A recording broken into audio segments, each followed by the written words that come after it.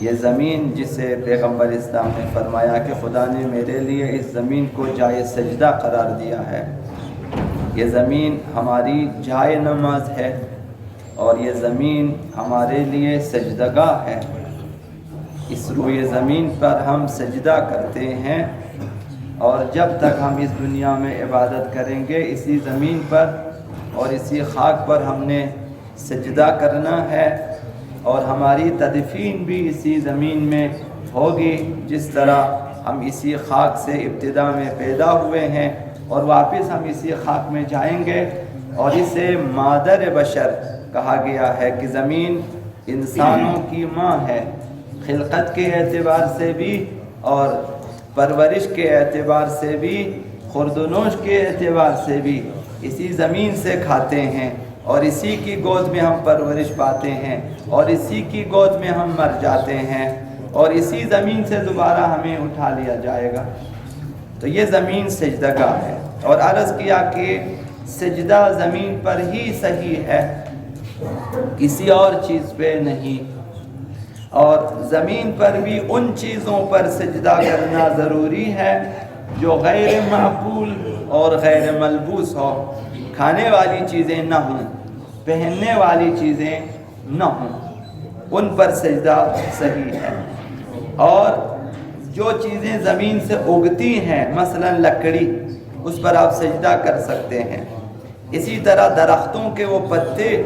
جو کھائے نہیں جاتے، انسان نہیں کھاتے، ان پر آپ سجدہ کر سکتے ہیں۔ اور کھانے اور پہننے کی چیزیں مثلا گندم، اس پر آپ سجدہ نہیں کر سکتے۔ جو اور کپاس اور ایسی چیزوں پر آپ سجدہ نہیں کر سکتے، اور وہ چیزیں جو زمین کا جز حساب نہیں ہوتی، زمین کے اجزاء میں شمار نہیں ہوتی، جیسے جو ہیں جواہرات، ان پر آپ سجدہ نہیں کر سکتے، جیسے سونا ہے، چاندی ہے، یاقوت ہے، مثلا ایسی چیزیں جو زمین کے اندر ہیں لیکن اجزاء زمین میں شمار نہیں ہوتی، تو ان پر سجدہ صحیح نہیں ہے۔ تو سجدے کے لیے ضروری ہے کہ 7 اعضاء ہم زمین پہ رکھیں، ہر نماز میں، مستحب نماز ہو یا واجب نماز، 7 اعضاء۔ تو بعض لوگ آپ دیکھتے ہیں کہ مثلا توجہ نہ ہونے کی وجہ سے یا غفلت کی وجہ سے بعض کے پیروں کے انگوٹھے اٹھے ہوئے ہوتے ہیں، بعض کے پیروں کے انگوٹھوں کے سرے زمین پہ نہیں ہے، مثلا یا اگلے طرف کو یا پچھلی طرف کو زمین پہ رکھتے ہیں، وہ بھی شاید مناسب نہیں ہے، سرے زمین پہ رکھیں۔ اور بعض کے ناخن بلند ہے، ناخن ان کا بڑا ہوا ہے، تو اس کی وجہ سے پیروں کا انگوٹھا زمین پہ نہیں لگتا، تو ان کی نماز میں بھی اشکال ہے۔ بعض لوگ سجدے میں مثلا ہاتھوں کو ہلاتے ہیں یا مثلا صحیح طور پہ ہتھیلیوں کو زمین پہ نہیں رکھتے، تو ان میں اشکال ہے۔ جب تک آپ سجدے میں ہیں اعضاء کو نہ اٹھائیں اور نہ ہلائیں۔ بہرحال تو یہ زمین ہمارے لیے سجدگاہ ہے، اور ہر نماز میں، ہر رکعت میں 2 سجدے ہیں، اور ان 2 سجدوں کے بارے میں جو ہے آقا امیر المؤمنین علی بن ابی طالب علیہ السلام نے فرمایا، جب ان سے سوال کیا، سئل امیر المؤمنین، آقا امیر المؤمنین سے سوال ہوا عن معنی السجود، سجدے کا معنی، سجدے کا مفہوم یا فلسفہ مثلا، فقال معناہ منہا خلقتنی، جب آپ پہلی بار سجدہ کرتے ہیں زمین پر پیشانی رکھ لیتے ہیں،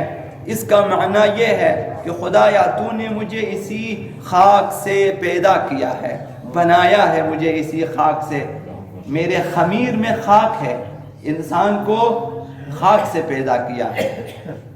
جیسا کہ شیطان نے خدا متعال کے سامنے یہی کہا، خلقتنی من نار وخلقتہ من طین، آدم کو مٹی سے پیدا جبکہ مجھے آگ سے پیدا کیا ہے، ہماری خلقت خاکی ہے۔ تو یہ معنی ہے، خدایا میری خلقت خاکی ہے، مجھے خاک سے پیدا کیا ہے،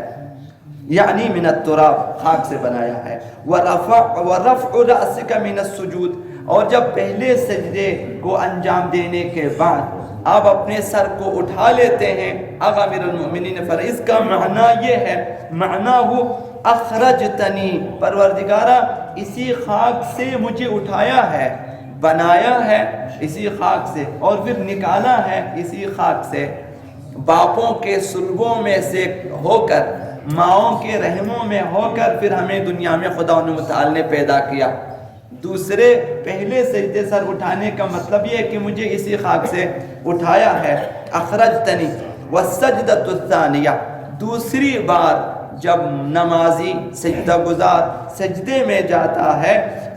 تو پھر اس کا معنی کیا ہے؟ آقا امیر المومنین فرمایا اس کا معنی یہ ہے وَإِلَيْهَا تُعِيدُنِي، پروردگارہ تو مجھے دوبارہ اسی خاک میں لے جائے گا،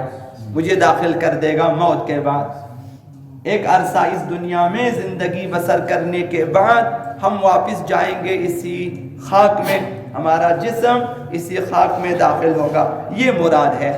وَرَفْعُ رَأْسِكَ مِنَ السَّجْدَةِ الثَّانِيَةِ، دوسرے سجدے کو انجام دینے کے بعد سر کا اٹھانا اس معنی میں ہے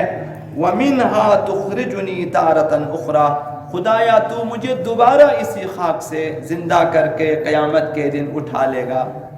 تو یہ اظہار ہے انسانوں کی طرف سے، بندگان خدا کی طرف سے، نماز گزاروں کی طرف سے، اقرار بندگی، تواضع اور خشوع، فروتنی، انکساری خداوند متعال کی بارگاہ میں۔ تو ان دو سجدوں کا مفہوم یہ ہے کہ اسی خاک سے بنا ہے، اسی خاک پر ہم پیدا ہوئے ہیں، اسی خاک پہ مریں گے، ہم داخل ہوں گے اور اسی خاک سے دوبارہ قیامت کے دن ہم اٹھائے جائیں گے۔